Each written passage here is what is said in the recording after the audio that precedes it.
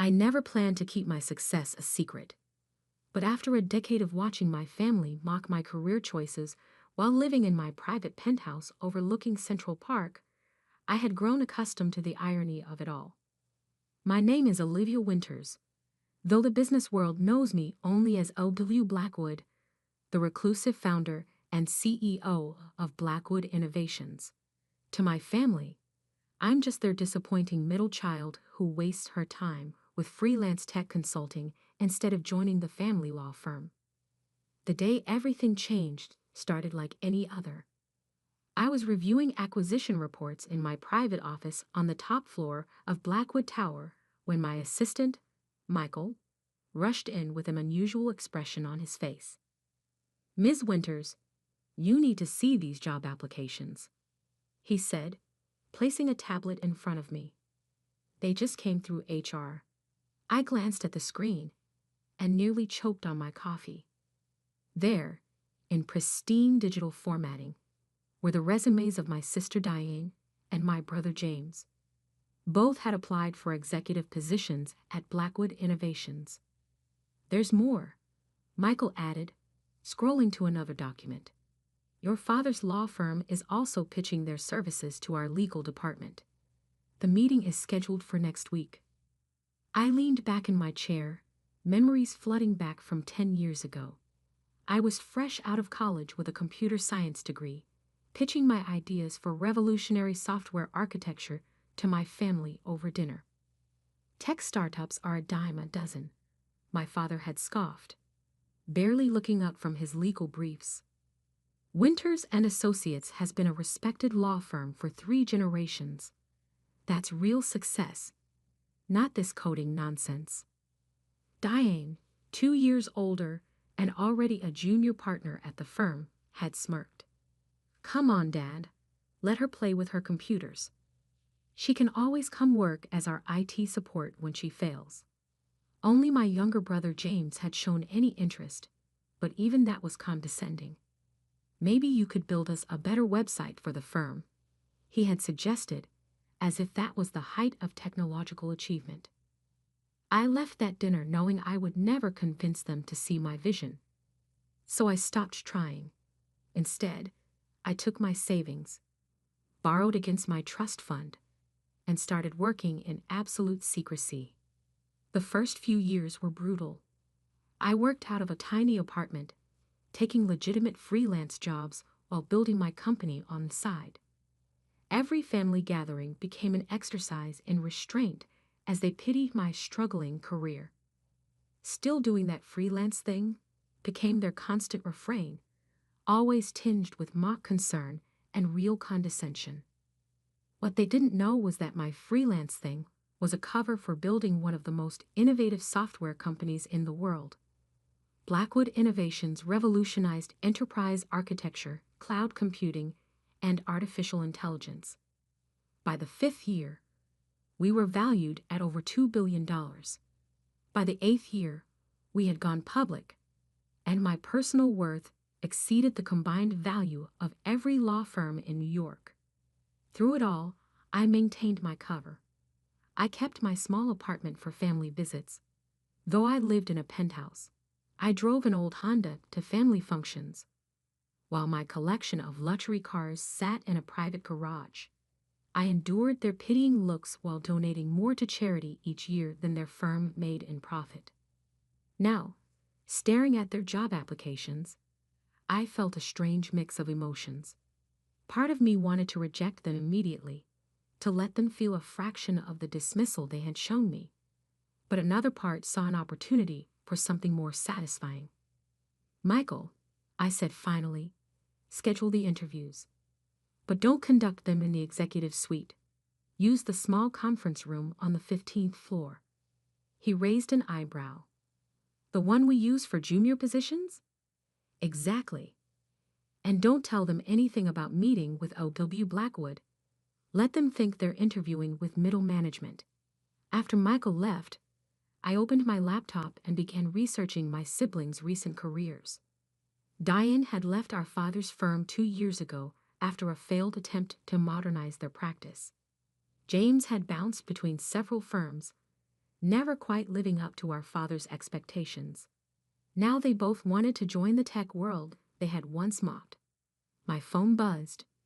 A text from Diane. "Hey sis, I just applied to this amazing tech company. Put in a good word if you know anyone there." I smiled at the irony.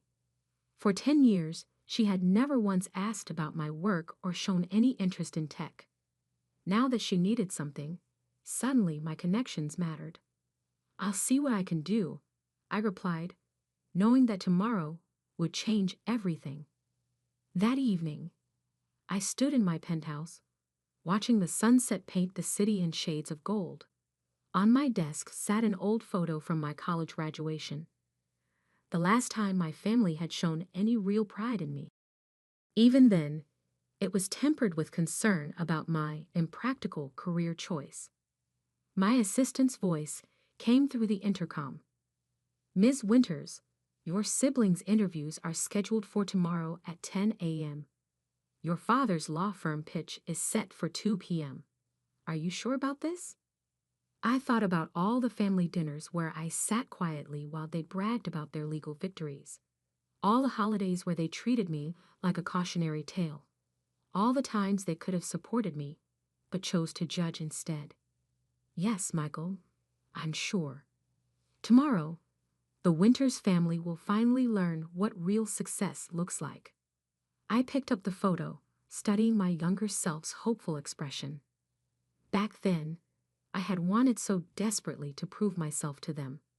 Now, I realized that the person I really needed to prove myself to was me. The next morning, I arrived at the office early, taking my private elevator to the 15th floor. The small conference room had been prepared exactly as I requested. Simple furnishings, no view of the city, nothing to suggest the true power of Blackwood Innovations. Through the security feed, I watched my siblings arrive separately in the lobby. Diane wore an expensive suit, her confidence evident in every movement. James looked more nervous, constantly adjusting his tie. They were escorted to the 15th floor, neither of them realizing that their supposedly struggling sister was watching from the executive suite above, about to change their world forever. Through the security monitors, I watched my siblings sit nervously in the small conference room. Diane kept checking her reflection in her compact mirror while James drummed his fingers on the table. Neither of them had any idea that their lives were about to change completely. "Send in the first interviewer," I instructed Michael through my earpiece. Right on cue, Sarah Chen, my chief technology officer, entered the room. I had chosen her specifically because she was young, female, and brilliant. Everything my siblings had dismissed throughout my career. "Good morning," Sarah said, sitting down with their resumes. "I'm conducting initial interviews for Blackwood Innovations. Let's start with your technical backgrounds." Diane straightened in her chair, adopting the confident pose she perfected in courtrooms. "While I don't have direct tech experience, I've overseen several digital transformation projects at law firms." "Really?" Sarah raised an eyebrow. "Could you elaborate on the technical aspects of those projects?" I watched Diane flounder, trying to mask her lack of knowledge with legal jargon. James wasn't doing much better, his claims of understanding the tech industry falling apart under Sarah's precise questioning. After 20 excruciating minutes, Sarah thanked them and left. My siblings exchanged worried glances, their confidence visibly shaken. "Send in round 2, I instructed. This time, it was Marcus Rodriguez, my head of innovation. He began asking about their views on emerging technologies, cryptocurrency, and artificial intelligence. Their answers were painfully outdated, filled with buzzwords, but lacking any real understanding. "Is this a joke?" Diane finally snapped, her frustration breaking through. "We're here to interview for executive positions, not tech support. Where is OTG Blackwood? We should be meeting with actual decision makers." Marcus kept his expression neutral, though I could see him fighting back a smile. "Ms. Winters, I assure you this is standard procedure. However, if you prefer to leave. No. James cut in quickly. We apologize. Please continue. 3 more interviewers followed, each one expertly exposing my siblings' lack of qualifications. By the final round, both Diane and James looked thoroughly defeated. Ms. Winters. Michael's voice came through my earpiece. Your father's team has arrived for the legal services pitch. Perfect timing, I smiled. Have them wait in the main conference room. I'll handle this personally. I took my private elevator down to the 15th floor, smoothing my designer suit and checking my reflection. 10 years of hiding my success had led to this moment. The door to the small conference room opened, and I walked in. The look on my siblings' faces was priceless. Confusion, then shock, then dawning horror as they realized what was happening. Olivia? Diane stammered. What are you doing here? We're in the middle of interviews. Actually, I said, taking a seat at the head of the table. You're at the end of your interviews, and they haven't gone well. James leaned forward, his face flushing. What do you mean? How would you know? Because I own this company. I cut him off calmly. I am O.W. Blackwood. The silence that followed was deafening. Diane's mouth opened and closed without sound. James gripped the table edge so hard his knuckles turned white. That's impossible. Diane finally managed. You're a freelancer. You work from coffee shops. I laughed, the sound echoing in the small room. No, Diane. That's just what I let you believe. While you were all pitying my career choices, I was building this. I gestured around us. Blackwood Innovations, a Fortune 500 company worth more than every law firm in New York combined. But James was struggling to form words. All these years? Yes, I nodded. All these years, while you mocked my coding nonsense and offered me IT support jobs, I was revolutionizing enterprise software. While you bragged about your legal victories at family dinners, I was closing billion-dollar deals. While you dismissed me as a failure, I became one of the most successful tech entrepreneurs in the world. Diane's face had turned an interesting shade of gray. Why didn't you tell us? Why should I have? When did any of you ever show genuine interest in my work? When did you ever offer support instead of condescension? I pulled out their resumes, laying them on the table. And now here you are, applying for jobs at my company. Not because you're qualified. These interviews have proven you're not. But because you heard Blackwood Innovations was the next big thing. Olivia, please, James started, but I held up my hand. I'm not finished. Right now, our father is waiting upstairs to pitch his firm's legal services. He has no idea he's about to try to sell to his own daughter, the one he said would never amount to anything in tech. I stood up, smoothing my skirt. I have a meeting to attend. Michael will show you out. Oh, and don't bother waiting for callbacks about the jobs. You're not qualified. As I reached the door, Diane called out, her voice shaking. You can't just leave it like this. I turned back, meeting her eyes. Actually, I can. I spent 10 years letting you all believe what you wanted about me. Now you get to live with the truth. And believe me, this is just the beginning. Walking away from that conference room, I felt lighter than I had in years. But my day wasn't over yet. My father was waiting upstairs, about to experience his own moment of revelation. The best part, he had no idea what was coming. The executive conference room of Blackwood Tower offered a stunning view of Manhattan's skyline. My father, Richard Winters, stood at the floor-to-ceiling windows, his back straight and proud as always. He was surrounded by 3 junior partners from his firm, all of them clutching presentation materials and practicing their best corporate smiles. I watched them through the glass wall for a moment, remembering all the times I'd stood in his office as a child, dreaming of making him proud. Now, standing in my own tower, I realized those dreams had changed. I no longer needed his pride. I had my own. "Miss Blackwood is ready for you," Michael announced, opening the door. My father turned, his practiced smile freezing as I walked in. For a moment, confusion crossed his face, then shock, then disbelief. "Olivia," he stammered, "what are you doing here?" I sat down at the head of the conference table, enjoying the moment. "Hello, Dad. I believe you're here to pitch legal services to Blackwood Innovations." The junior partners exchanged bewildered looks. One of them quickly flipped through his notes, probably wondering if they'd somehow missed this connection in their research. "I don't understand," my father said, still standing. "We have a meeting with LW Blackwood." "Yes," I smiled. "You do.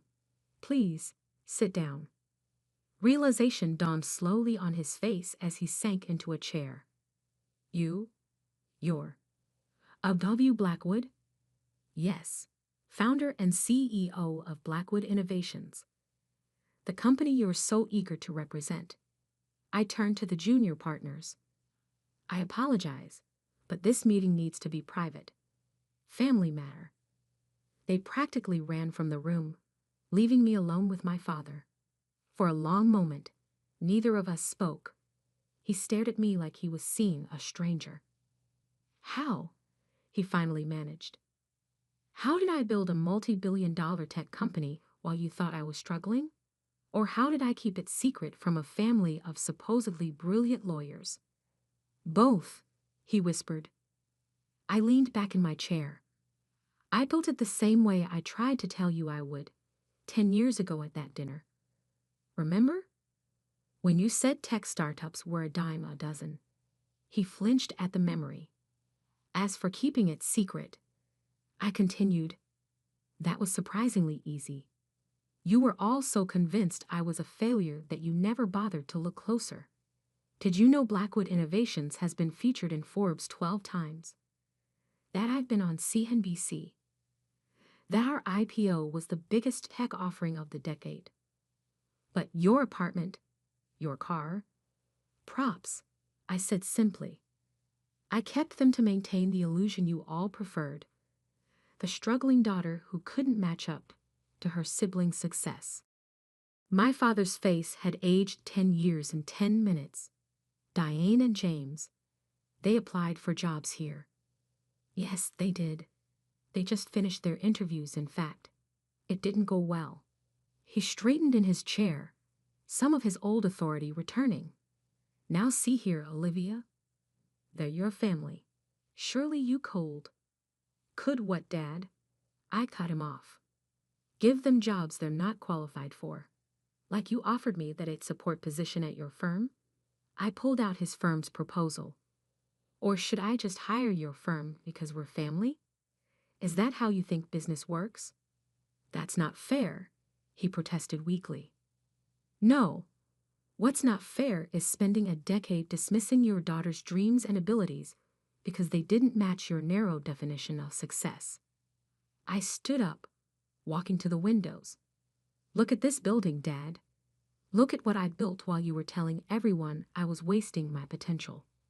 He joined me at the window, his reflection showing a mix of emotions I'd never seen before: shame, regret, and something that might have been pride.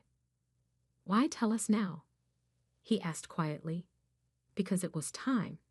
Because I'm tired of maintaining the lie. And because," I turned to face him, "I wanted you all to learn an important lesson about judging people." "And have we learned it?" A hint of his old sarcasm crept into his voice. "I don't know, Dad. Have you? Your children just applied for jobs at a tech company you said would never succeed. Your firm is pitching services to the daughter you said would never amount to anything. What do you think?" He was quiet for a long moment, staring out at the city. Finally, he turned to me. I was wrong about you, Olivia. I've been wrong for a very long time. Yes, you have. I walked back to my desk and pressed the intercom. Michael, please show Mr. Winters out and cancel all his firm's future appointments with us. Wait, my father said quickly. You're not even going to consider our proposal. I met his eyes steadily. No, Dad, just like you never really considered my ideas or potential. The difference is, I'm making this decision based on business merit, not personal bias. As he reached the door, he paused. What happens now? With the family? That depends on all of you. I'm done hiding my success, done playing the role of the disappointing daughter. If you want a relationship with me now, it will have to be on different terms. After he left, I sat in my office watching the sunset paint the city in shades of gold. My phone had been buzzing continuously. Messages from my mother, my siblings, even distant relatives who had somehow already heard the news. I opened one from Diane. I'm so sorry. For everything. Can we talk? Then one from James. I understand now why you kept it secret. I wouldn't have trusted us either.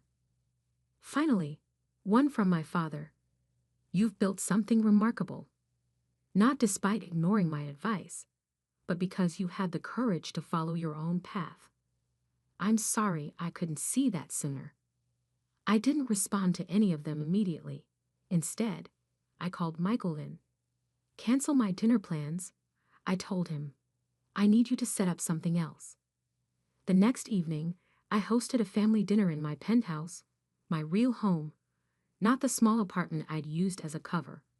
They arrived one by one, their eyes wide, as they took in the luxury they'd never known I had. Before we eat, I announced, once they were all seated, I want to make something clear. This dinner isn't about forgiveness or pretending the past didn't happen. It's about moving forward honestly. Can we do that? They nodded, looking appropriately humbled. Good, I smiled. Then let me tell you the real story of how I built Blackwood Innovations. No more secrets, no more hiding, just the truth. As I began my story, I saw something new in their eyes. Not pity, not condescension, but genuine respect. And for the first time in 10 years, I felt completely free. The next morning, I walked into my office wearing success openly. No more pretenses, no more hiding.